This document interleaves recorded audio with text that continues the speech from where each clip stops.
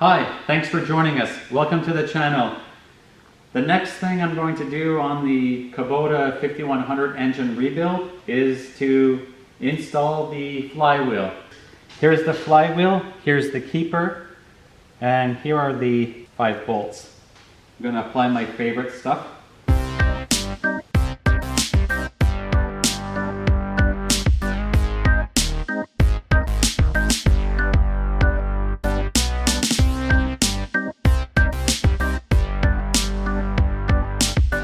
So here's the flywheel. I've got it located on the end of the crankshaft. Don't forget to install your keeper. And what this is meant to do is just to lock all your bolts in place.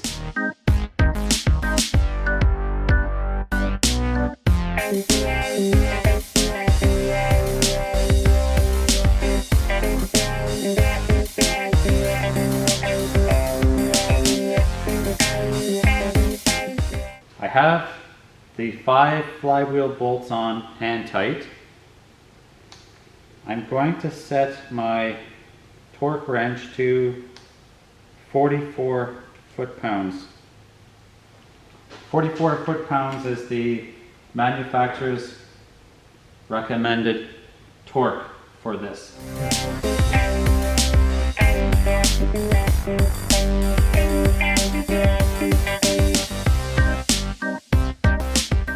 So the 5 bolts are torqued down. Now I'm just going to fold over the keepers. It's just a little bit of a safeguard to prevent the flywheel bolts from loosening.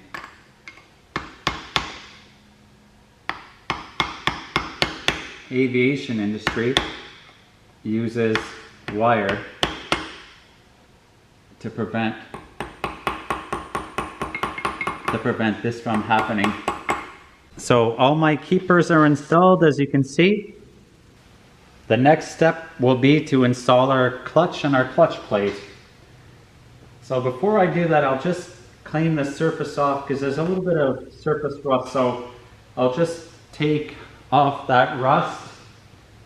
So I'm just going to lightly clean off the surface with some very light sandpaper. What we'll need to do next is to use our clutch aligning tool for this job. So I'll get that out as well, and we'll get the clutch reinstalled.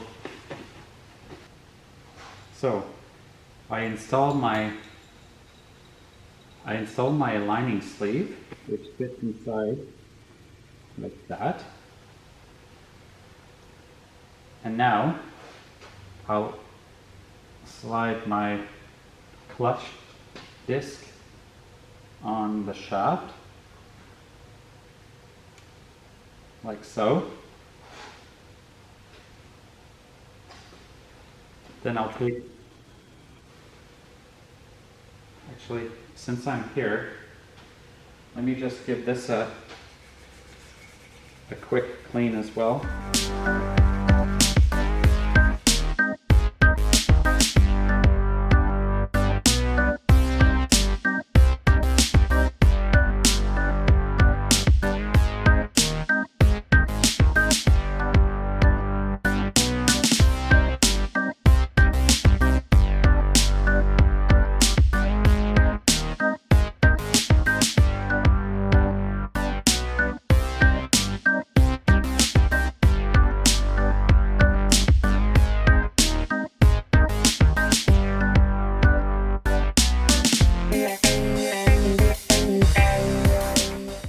So I have these 6 bolts holding the clutch pressure plate on hand tight. Okay, so now I can remove the clutch aligning tool. And now I will torque these bolts down.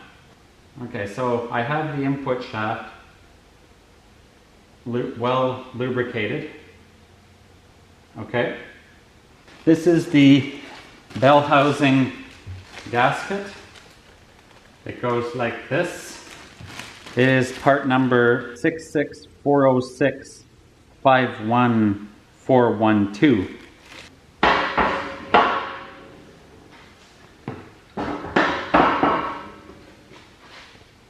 Now it's just a matter of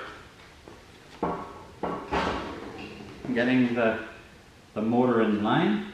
So I think we got to come down. So I've jacked the tractor up and I'll remove my security, what do you call them? Jacks. Oops.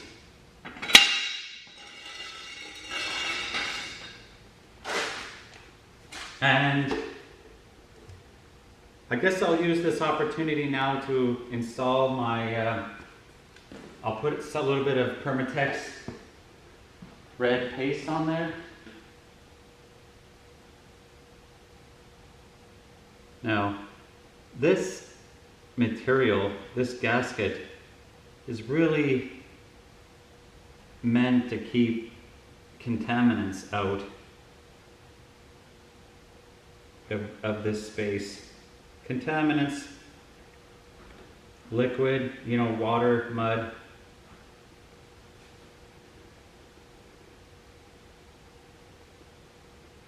But I find that applying this, like this material, assists in keeping the gasket in place while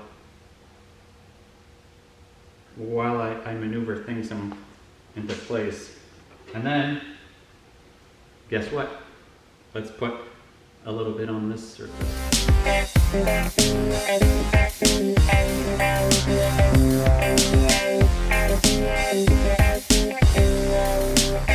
I have wheel chucks in place, so I have them removed. What I'm going to do is just pull the tractor forward and then mate the engine to the transmission.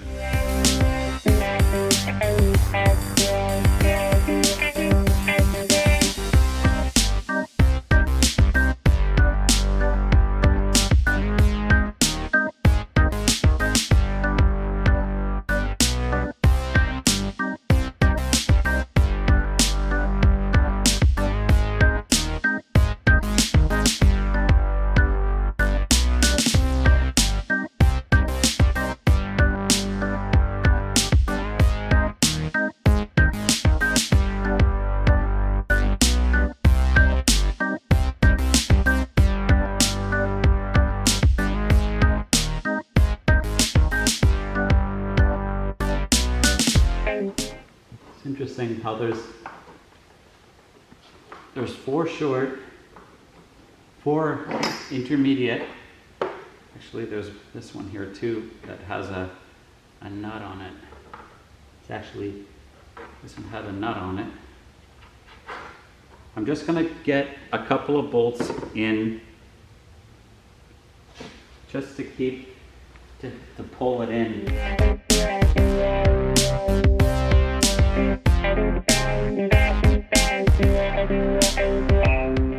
Okay, so now I have about 75% of the mounting bolts holding the engine to the bell housing. I think since this tractor, everything is integrated, so there's multiple things being held in place by one bolt. So what I'm going to do now is I'm confident that I have enough bolts securing the engine to the bell housing. I'm going to lower Mr. Beam and take this out of the way and then go ahead and mount the front axle. So let's do that. The lift is no longer supporting the engine. The engine is supported by the rest of the tractor. I still have the jack in place. What I'm going to do is I'm going to get the front axle installed, mounted to the engine, and I'll keep the jack in place just to support some of the weight until I get all the bolts in place. So now what I'm going to do is lower the jack so I can get the front axle in place.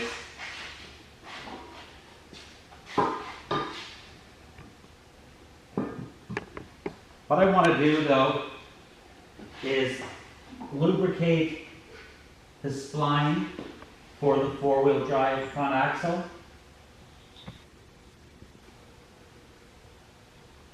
Okay. And now I'll just get this into its position.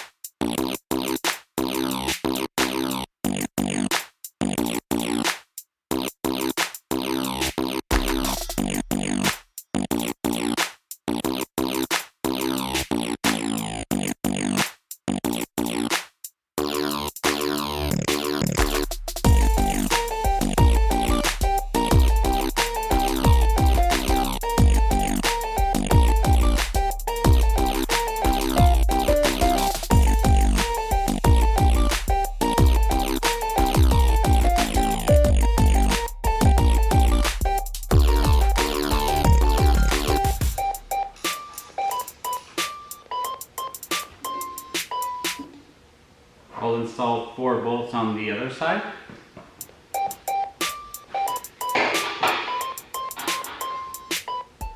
I'm just going to take this opportunity to install reinstall the steering arm to the steering yoke, just so that it's out of the way. All right, so we'll now use this opportunity to reinstall the bolts that supply hydraulic fluid to the hydraulic pump. So they are essentially banjo bolts. The top is the non-pressurized side, so it uses a combination of rubber O-rings to seal the banjo fitting to the hydraulic pump, while the pressurized side uses copper crush washers. So we'll have to make sure that the crush washers are installed in the correct placement, as well as the O-rings. So I'm going to start by installing the top banjo, and I'll finish with installing the bottom banjo fitting afterwards.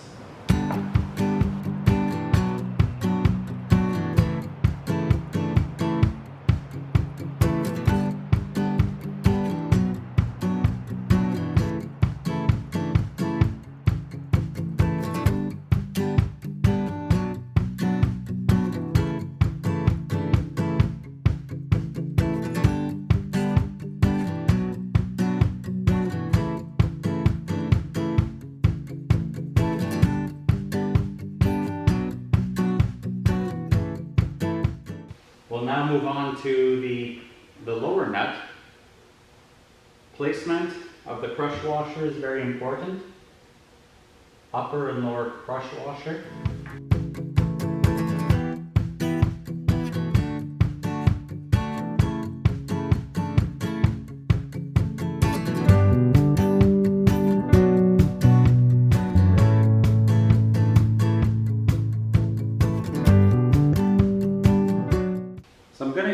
Opportunity to install the dipstick holder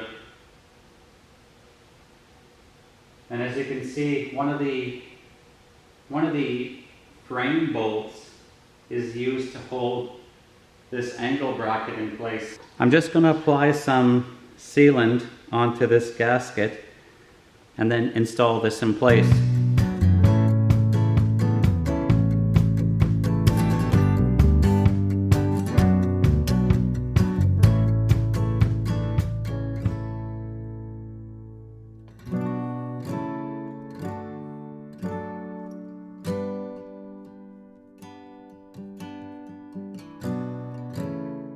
What I ended up doing is I installed the inlet and the outlet to the hydraulic pump.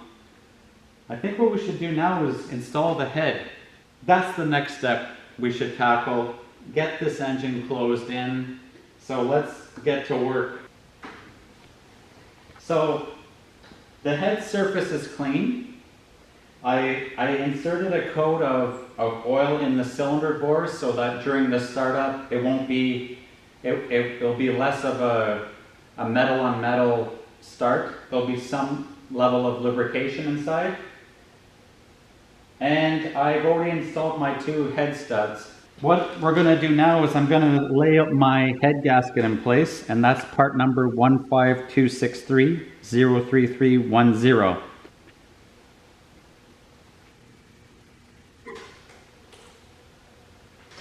I'm also going to install a brand new O-ring that fits right over here. I think this is a port that supplies oil to the top of the valve cover.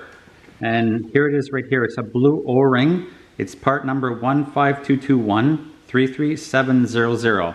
And it goes right over here. Okay?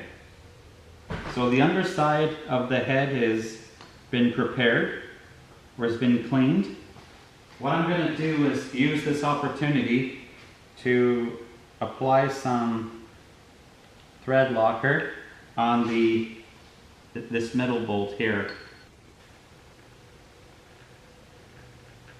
Okay? So I have the thread locker in place. And let's go drop this on.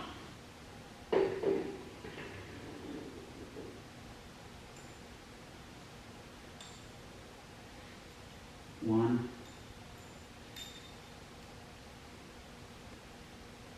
and 2, 3, and 4. So now what I'll do is I'll bring it up a smidge. Okay. Of course, I'll check the valve lash after. I just want to try to set this up as close as possible. The push rods are in place and they're located directly underneath each one of the valve rockers. The gasket is in place, so I'll start screwing down my middle bolt, head bolt. You'll remember that was the bolt that I installed the thread locker on.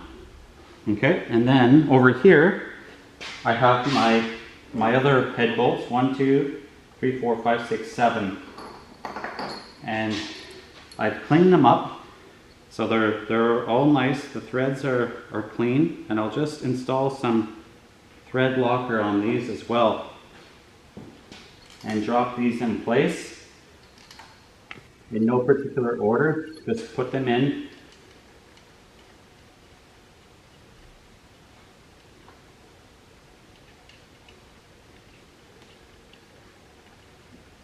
Okay.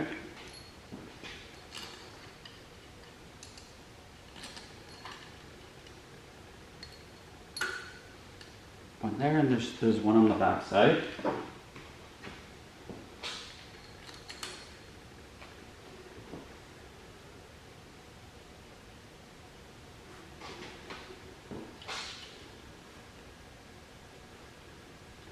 Actually, this would be a great time to use the speed handle to get these in place.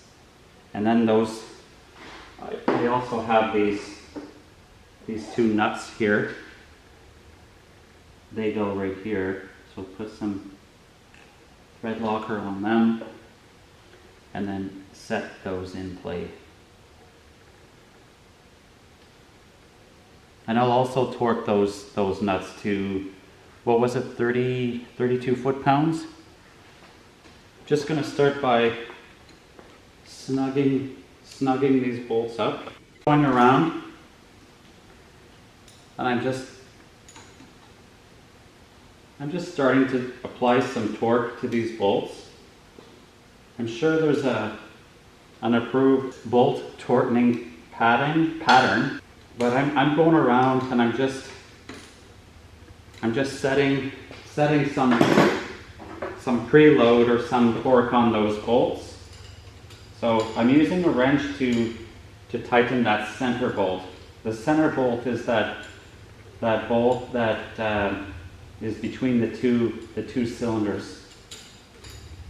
Okay. I'm just going to turn the engine.